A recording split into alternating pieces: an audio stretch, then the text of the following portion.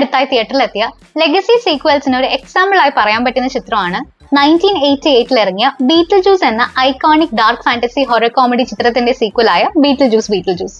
അപ്പൊ ആ ചിത്രം കണ്ടിട്ട് വന്നു നിങ്ങളുമായി ഒപ്പീനിയൻസ് ഷെയർ ചെയ്യാം എന്നാണ് വിചാരിക്കുന്നത്. നിങ്ങൾ ചാനൽ ഒന്ന് സബ്സ്ക്രൈബ് ചെയ്തിട്ടുണ്ടോ എന്ന് ചെക്ക് ചെയ്യുമ്പോഴേക്കും നമുക്ക് വേഗം വീഡിയോയിലേക്ക് പോവാം.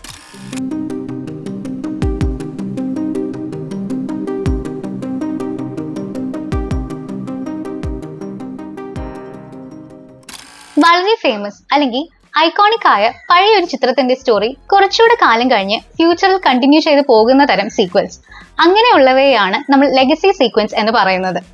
ഈ സീക്വൽ മൂവീസിൽ പുതിയ ക്യാരക്ടേഴ്സ്, പുതിയ കോൺസെപ്റ്റ്സ് ഒക്കെ ഉണ്ടാവാം. ബട്ട് അതോടൊപ്പം ഒറിജിനൽ മൂവിയിലേക്കുള്ള റെഫറൻസസ്, ആ ഫിലിമിനൊരു ഹോമേജ്, ഇതൊക്കെ കൂടെ ചേർന്നാവും ക്രിയേറ്റ് ചെയ്യപ്പെടുന്നത്. മലയാളത്തിൽ ഒരു പക്ഷേ ഒരു എക്സാമ്പിൾ പറഞ്ഞാൽ ടു ഹരിഹർ നഗറൊക്കെ പോലെ. പലപ്പോഴും ആ ഒറിജിനൽ ഫിലിമിന്റെ പോപ്പുലാരിറ്റി യൂസ് ചെയ്ത് അതിന്റെ ഫാൻസിന് ആ ഒരു ഫിലിം യൂണിവേഴ്സിലേക്ക് തിരിച്ചു പോകാൻ ഒരു അവസരം ഉണ്ടാക്കി കൊടുത്ത് അതുവഴി കാശ് വാരുക എന്ന ഉദ്ദേശത്തോടെ എത്തുന്ന, പലപ്പോഴും പ്രത്യേകിച്ച് ഒരു ഇംപ്രൂവ്മെന്റോ പറയത്തക്ക ഐഡന്റിറ്റിയോ ഇല്ലാത്ത നൊസ്റ്റാൾജിക് ഫെസ്റ്റ് മാത്രമായ ബിഗ് ബഡ്ജറ്റ് ഫോളോഅപ്സ് ആവാറുണ്ട് ലെഗസി സീക്വൽസ്. എന്നാൽ അതിന് വിരുദ്ധമായിട്ട് ഒറിജിനലിന്റെ വില കാത്തു സൂക്ഷിക്കുന്ന ഏലിയൻ റോമുലസ്, അല്ലെങ്കിൽ ഒറിജിനലിന് വെല്ലുന്ന റിവ്യൂസ് മേടിച്ചെടുത്തിട്ടുള്ള blade runner 2049, top gun maverick എന്ന സിനിമകൾ നമ്മൾ കണ്ടിട്ടുണ്ട്. ബീറ്റിൽ ജ്യൂസിന്റെ പ്ലോട്ട് പെട്ടെന്ന് നോക്കിയാൽ ആദ്യ ചിത്രം കഴിഞ്ഞ് ഒരു 36 വർഷം കഴിഞ്ഞാണ് നടക്കുന്നത്. വിനോവ റൈഡറിന്റെ ക്യാരക്ടർ ലിഡിയ ഗോസ്റ്റ് ഹൗസ് എന്ന പേരിൽ ഒരു സൂപ്പർ നാച്ചുറൽ ടോക്ക് ഷോ നടത്തുവാണ്. പുള്ളിക്കാരിക്ക് ഒരു ബോയ് ഫ്രണ്ടും അവരുമായിട്ട് ഇപ്പൊ അത്ര രസ്റ്റിലല്ലാതെ മാറി താമസിക്കുന്ന ഒരു മകളും ഉണ്ട്.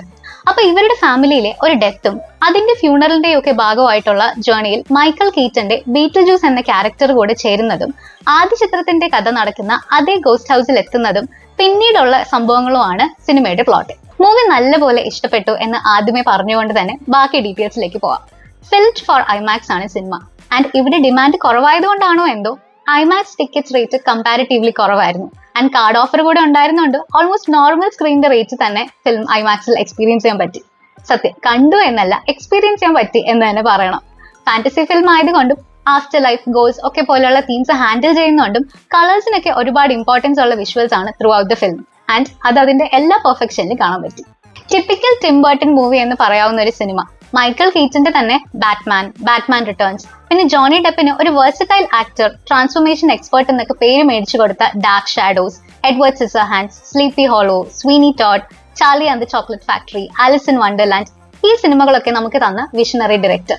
മൂവി എന്തൂസിയാസ്റ്റിന് നല്ലപോലെ അറിയാം അദ്ദേഹത്തിന്റെ ഒരു കൈൻഡ് ഓഫ് ഫിലിം മേക്കിംഗ്. ആ ഒരു സെയിം നേച്ചർ തന്നെയായിരുന്നു പഴയ ബീറ്റിൽ ജ്യൂസ്, ആൻഡ് ആ സെയിം കൈൻഡ് ഓഫ് എക്സിക്യൂഷൻ ആണ് ഈ പുതിയ ഫിലിമിൽ. ജസ്റ്റ് പഴയ ക്യാരക്ടേഴ്സിന്റെ ഒരു റീഹാഷിന് അപ്പുറത്തേക്ക് ആദ്യ ചിത്രത്തിന്റെ ഒരു കണ്ടിന്യൂവേഷൻ ആയിട്ട് തന്നെയാണ് സ്റ്റോറി പോകുന്നത്. ആൻഡ് ക്യാരക്ടേഴ്സിന്റെ ഒക്കെ ആ ഒരു ഫങ്കിനെസ്, എസ്പെഷ്യലി ബീറ്റിൽ ജ്യൂസ് എന്ന ടൈറ്റിൽ ക്യാരക്ടർ, ഫസ്റ്റ് മൂവി കണ്ടവർക്ക് അറിയാലോ ആ ഒരു ഇൻസെയിൻ ടോണൊക്കെ അത് അതേപോലെ തന്നെ മെയിൻറ്റെയിൻ ചെയ്തിട്ടുണ്ട്. ആക്ടേഴ്സിന്റെ കേസിലും അങ്ങനെ തന്നെ. ഈ ഫിലിം നടക്കുന്ന ആ ഒരു വേൾഡിൽ അവരങ്ങ് ജീവിക്കുന്ന ഫീലാണ്. റെക്കറിംഗ് റോൾസ് എടുത്തു പറയേണ്ട കാര്യമില്ല. നമ്മൾ അന്ന് കണ്ട അതേ എനർജി ആൻഡ് അമേസിംഗ് കണ്ടിന്യൂറ്റി. അതിനു പുറമെ വിനോവ റൈഡറിന്റെ ബോയ് ഫ്രണ്ട് റോള് ചെയ്തേക്കുന്ന ജസ്റ്റിൻ തെറു, മകളുടെ റോള് ചെയ്തേക്കുന്ന ജെന്ന ഓർട്ടഗ, രണ്ടുപേരും ഒരു പെർഫെക്റ്റ് അഡീഷൻ ആയിട്ട് തന്നെ തോന്നി.